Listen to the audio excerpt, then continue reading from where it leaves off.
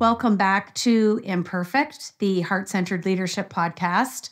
I'm very excited about this episode. We're going to talk about a new online platform and how it's really making a difference in workplace cultures. And I'm going to go as far as to say, with my case management hat on, I think it's going to make a big shift in mental health claims. So I want to welcome to the show Dr. Mark Briesacher. So welcome, Mark. Thank you, Deborah. So nice to be here. I'm actually excited about our conversation as well. I'm very excited because you've been letting me play on this platform since September 25th. But before we delve into that, please share with us your role at Lower Health and a little bit about you. Sure. Well, I'm a co-founder at Lower, and I lead the clinical team there. I say the clinical function. In terms of myself, my background professionally is that I'm a general pediatrician. I have been in healthcare for, I cannot believe it, 30 years, and spent over half of that in practice, but also had a variety of different leadership roles at a large integrated health system. Spent the last 6 years there as the chief physician executive before joining Lower. I'm a Midwesterner. Grew up in St. Louis. I'm a big Cardinals fan. I miss Ted Rosencustard from St. Louis as well. And but we now live out in the Intermountain West, and got a wonderful family and lives, and really enjoying work and life and everything that it's bringing. Well, that's a nice way to start an introduction. And I want to give a shout out to two of my colleagues and friends, Dr. Paul Woods and his wife, Dr. Kristen Woods. They were the ones that connected us, and we had a great conversation. And I've really appreciated the opportunity as a previous case manager before I moved into leadership development to just have fun on this platform. And to say I'm having fun is an understatement. I love the gentle nudges, and I can honestly say I think it's an AI model that is really going deep and wide. And I've been on it almost 2 months, but I'm going to ask you some leadership questions, and feel free to answer these questions and also align any insight about the platform and kind of your vision for the future, maybe putting the hat on as both co-founder of Lower Health and also as a doctor, because I'm sure you have insights from both areas in your professional life. So my first question, which I love and want to talk about, is why does mental health really matter on a daily basis now? And I think in the context of how I'd like you to answer this is maybe share your decades of experience to pre-COVID, COVID, and post. And I ask that because I know where we're at now globally as a society with mental health claims. So I thought if you could maybe open the bandwidth and shed some before, during, and after, I think that'll really give our listeners, and we're in 87 countries, some really good data and perspective.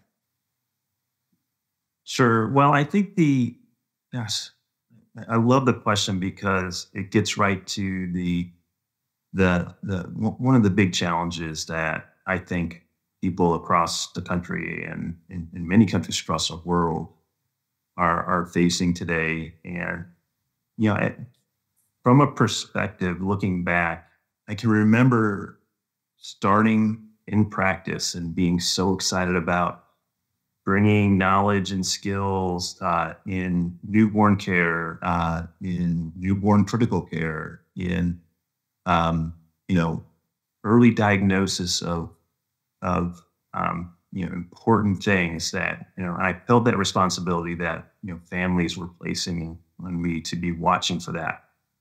And that certainly was an important part of practice. But the thing that was the biggest part of my practice, and this goes all the way back to the mid-90s, was the mental health, both clinical, but even more importantly, just how was any given family doing that day, and how are they going to what are they going to do when they get home, and do they have the energy and the time and the mental time, the mental energy to cook dinner and to raise kids and to go to work, and then also to maybe to manage an acute or a ongoing illness that their child has. And that has actually only grown over the years. And I'd say there are a number of things that have made this worse for people, whether it be the economy, or whether it be their stress at work, or whether it be the stress of raising a family and relationships. And the thing is, all of these things impact your health and mental health. I mean, I view it all as one thing. So if you really think about where risk comes from for developing, say, something even like diabetes, it starts with everyday mental health. How are you? How are you doing? And then what are you doing to manage that? And if you are you doing things that promote your overall health, like maybe walking or spending some time outside if you're able to, or exercising, making sure you're sleeping well?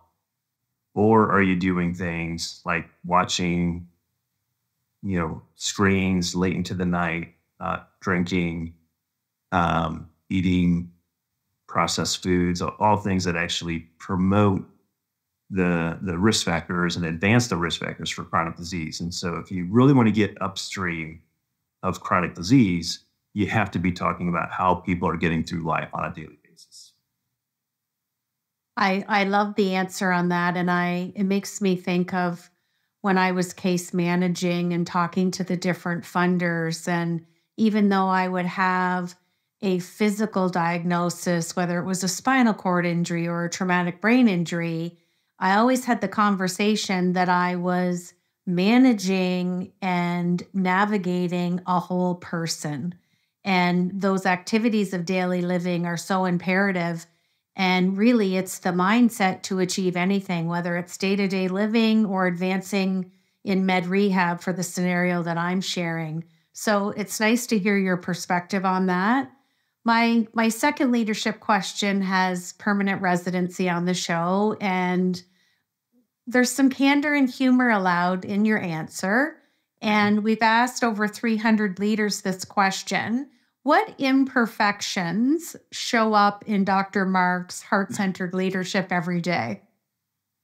Oh, I always get a smile with that question. So that's why I got to keep it on the show, because it's a fun question and it really aligns us all, I think. Yeah. Well, I'd say there's a couple. The first is I would say too much patience. And what I mean by that is I'm always looking at the potential in people, or the potential for a teenager who's struggling in school, or the family, like, to do it. And I want them to be successful, and myself, and I can remember practice, like, myself and the whole team would just be so aligned around this. And the one thing about pediatrics is, like, the most important thing you can prescribe is time. Time, and then to be there when people need it. And so I think that then informed how, my leadership style over the years, in that I would give people a lot of time and be patient. And the problem is that you, at the same time, have to be direct, and you have to be, and you have to do, you're essentially placing bets, making decisions that, hey, this is what we're going to try. And the being too patient gets in the way of rapid iteration. And so I have learned to be less patient, not to the point of being short and terse, but less patient around decisions, so that we actually can cycle through what's working, what's not working, to get to a better place, as opposed to thinking that, well, this one thing we've decided is eventually going to work. So I'd say that's probably that's the big thing, for me. And I think what you've just described is a beautiful demonstration of assertive leadership meets transformational leadership.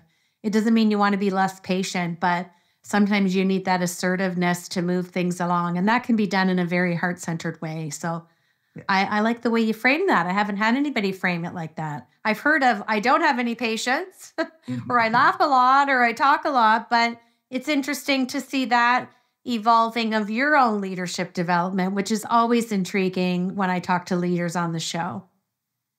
Okay, my third question, and I'm very excited to ask you this. I remember my dad telling me in high school that to watch out who I hang with, because you eventually will become with who you hang. So let's look at that in the context of our health. How is our health connected to the people that we choose to hang out with, or maybe sometimes we don't choose to hang out with? I thought we could have a little bit of variance with this from a medical healthcare perspective. Yeah. Yeah. Well, it's very connected.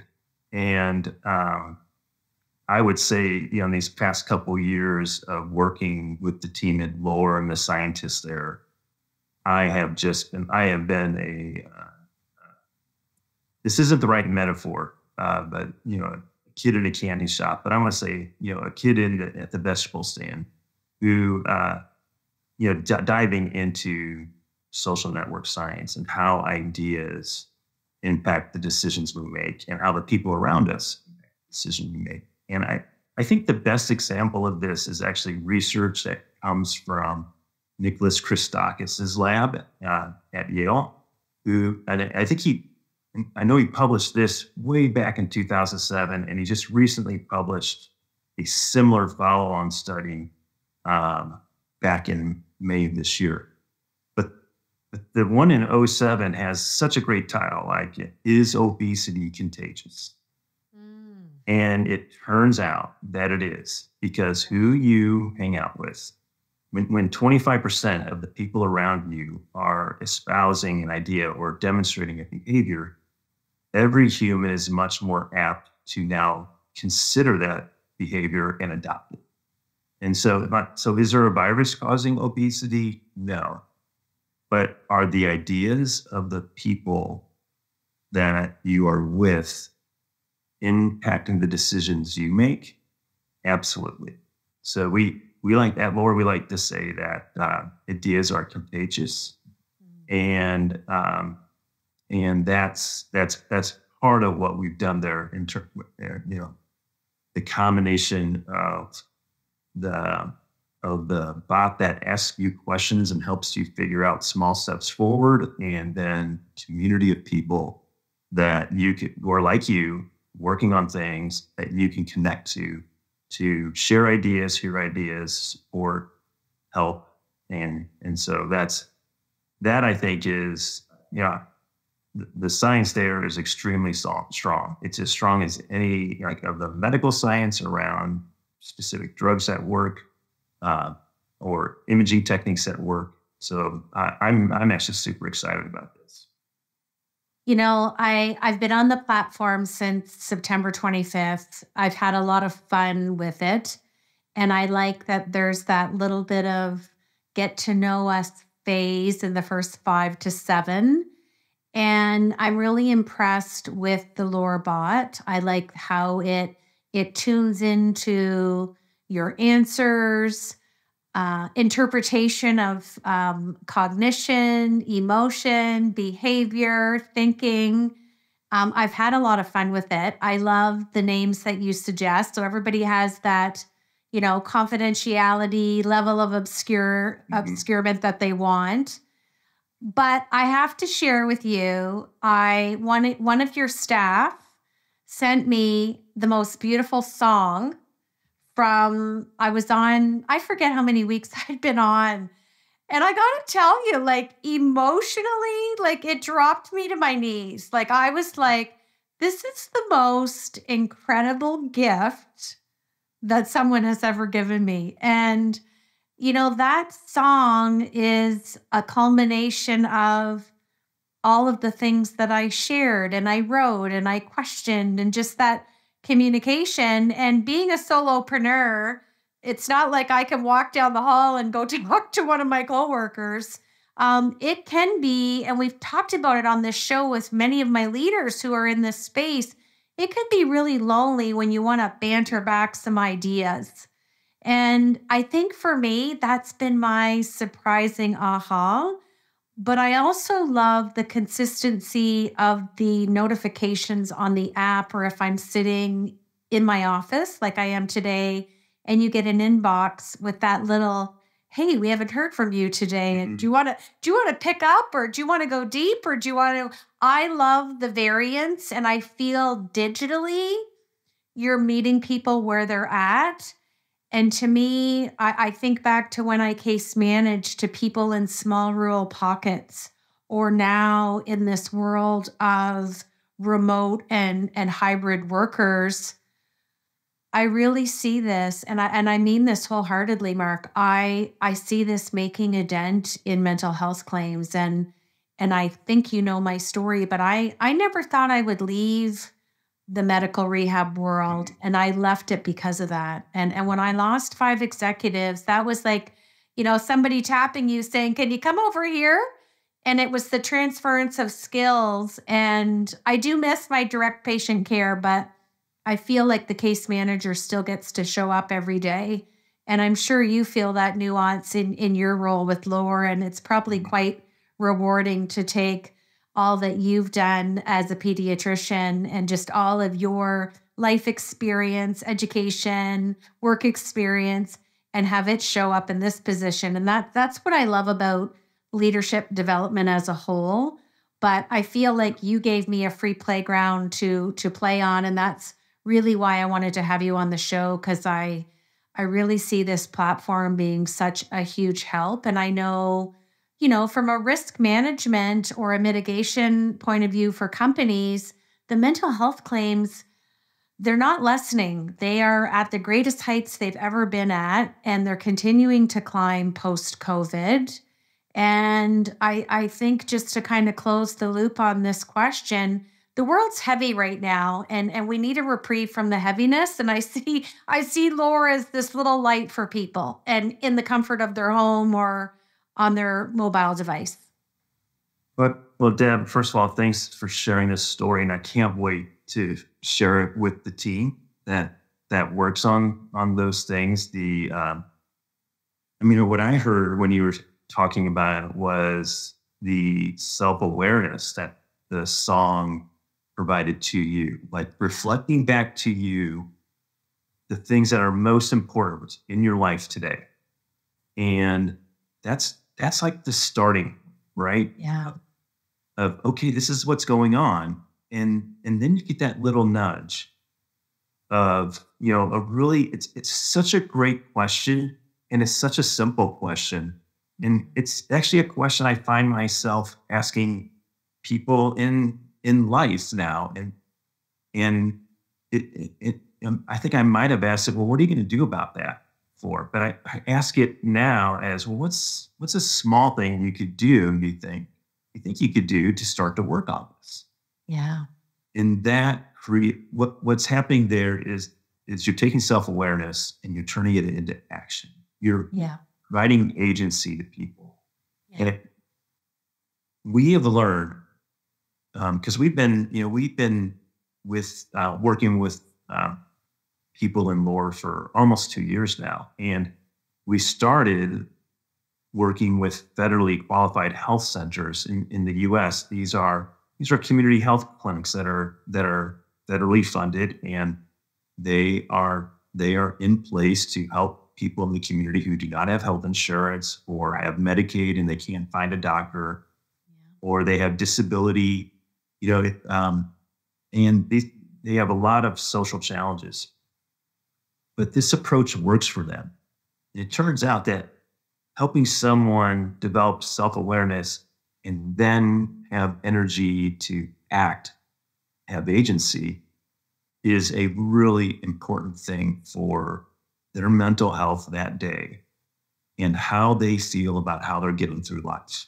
And it's small steps, small changes that add up to actually express themselves in bigger ways, such as maybe I don't need to make that appointment to the overworked therapist or social worker at the clinic this week because I'm doing better. And we see the signals of that happen.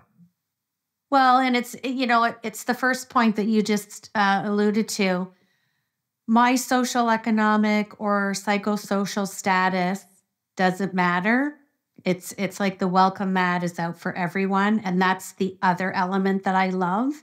I used to have a very diversified caseload of children and adults who came from all varying levels of life.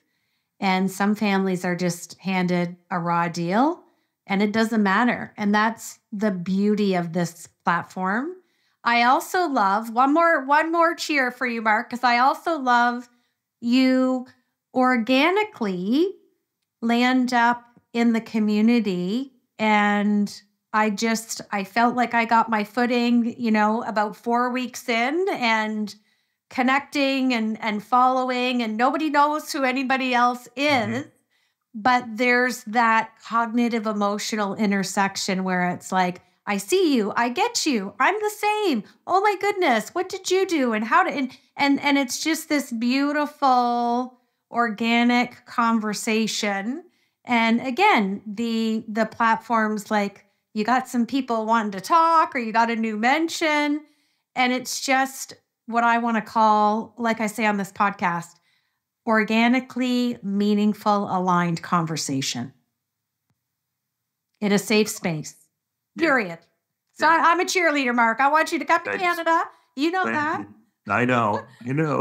we need to get you up here in Canada and beyond. Okay, let me jump into my fourth leadership question, because I could interview you all day. You credit a saying by Ian Morrison, who I'd like to know who that is. When you see a chance to jump the curve, jump, which is a metaphor. What does that mean to you, and why does it have a place in your heart and thought leadership? Yeah, so Ian Morrison's a healthcare futurist that I've heard speak several times. He's from Scotland. He is hilarious, and he is smart, and he is generous, and draws you in. And I heard him talk about this 20 years ago, Deb, and it's just stuck with me. And the way that I view it is, when I guess getting through life is a combination of the things you work on and luck. I mean, it really comes down to that. And so, when in doubt, whenever there's an opportunity, just go for it. Just take the leap. You never know if that's going to be a small leap or if it's going to be a big jump to the next thing. Yeah. And look, I didn't plan out my life and my career. I loved being a general pediatrician. I still love it today when I run into parents and like I even for a while was working with some of the kids that were in my practice, in Salt Lake City. And so but what I think it means is, like, if you want to have a really big impact in life, you and on others, you have to take big chances. And so go for it and place a bet. And if it's not working out, that's fine. Fold that hand and close that decision and jump again. It's a lot more fun than just sitting and waiting for things to happen to you. So that's what it means to me. And my Irish Dana used to say to me, wisdom and knowledge is like real estate. It never goes bad. And like you said, it may bring you to a U-turn in the road or a full stop, but it's meant to take you to the next destination. And you're going to bring all that wisdom and knowledge and experience and transferable skills, etc. And it's such a great metaphor. And why not? A no to me is just that person or that project or that client just isn't on. I always reverse the letters. They're just not on right now. It's not the right the right intersection of time that we met or were to work together. And I always have my clients be really mindful of that. And you talked about mindset today. And I think when you evolve, and I often get asked by leaders when they tell me they're outgrowing their posse or their tribe. And because you choose to evolve in your life, in your leadership, in your mindset, it doesn't mean you're outgrowing those people. It just means you're evolving and there's new people you're going to attract, which you also alluded to today. So that's not a bad thing. I never want to become complacent because we're only here for a short time. Yeah. And by the way, I'm totally stealing that no and on thing. You can. I remember one of my first mentors was a sales exec, and he said, you're not going to succeed until you get 100 no's, and then somebody talks about how good you are. And I never forgot that. And I was like 24, 25. I had just started my business. And he's like, get used to the no's because you got to get all those no's before you get a yes. And it's just something that has stuck with me for 34 years. So, Great. Okay, I'm going to switch to my Fab Four. This lets our listeners range in age from 28 to 72. We have a nice mix, and they get to know the person on the other side of their professional title. So, what's one practical tip that you could give our listeners today for embracing heart-centered leadership in their daily lives? I would say you have to be generous. You have to be generous with, and this might seem a little bit different, be a different perspective, but you have to be generous with your authority and give it away. Give it to your team.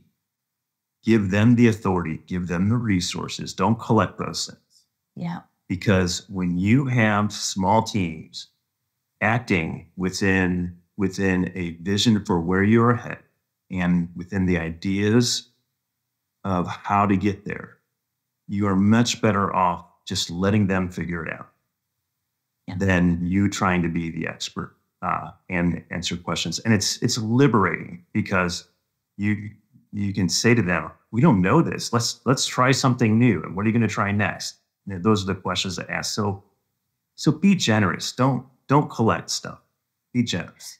That's such a true definition, Mark, of a leader and one of the elements of coaching that, heart-centered leaders really possess naturally. So I love that. And it is liberating when they, the light bulb moments come or they have the aha moments, whatever. And it came from you just giving a little bit and allowing them to figure it out. It's kind of like parenting, right? Same thing. Yes. There's a lot of lateral comparisons there. Okay, my second song, because I'm such a music lover, if your leadership style had a theme song, what would it be? It depends on my mood, so I'm gonna give you two. All right. Okay. When it's time to rock, it's Queen, and We Will Rock. Okay.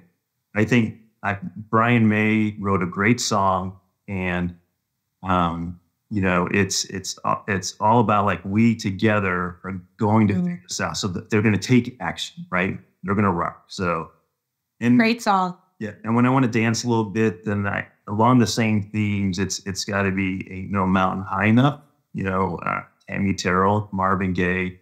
So I am, you can guess my age based on 69. Love us 60s and 70s, but both of those songs talk about the same thing. I love it. I get some really neat answers to that question. It's a lot of fun. I think music is another thing that connects us all. It can bring us to any emotion at any time. Okay, third question. What would you summarize as one key takeaway or lesson from our discussion today for our listeners? It's that how you are getting through life matters. And so it's worth it to spend time every day to reflect on that and ask yourself some questions and think about what you're going to try next. And this isn't a 5-year plan. It doesn't have to be, well, I'm going to try running marathons next. Maybe you'll try just going for a walk with a friend or a loved one after dinner. And that would be a great thing if we all did more of that. The hardest thing is always starting, right? And I think people get caught up in sequence and speed and comparison. And that's such great advice to share with the listeners. So before we close out the show with our fourth sentence, which is a sentence I'll have you finish, I just want to say it's been so nice getting to meet you and getting to know you. And thank you for giving me the playground to play on Lore Health. I think it's absolutely brilliant. I wish you continued success, and I can't wait to see this go around the globe and help global citizens at large. Thank you, Deb. And I have to thank Dr. Paul Wood and Kristen Wood as well, because I feel lucky that our paths have crossed. Oh, me too. Absolutely. And I'm not a believer in coincidences. I'm a believer in connection, and heart-centered leadership, by my definition, is honoring your connection with people. And if you can help someone, why would you not want to do that? So that's part of my daily to-do that I always kind of pride myself on. So it's a match of my old world and my new world, and it's just been a pleasure. So continued success. Look forward to keeping in touch, and hope you come to Canada one day and we get to actually meet face to face. And I will have you close out the show by finishing this sentence for me. Heart-centered leadership is being generous with the things that your leadership role has brought you.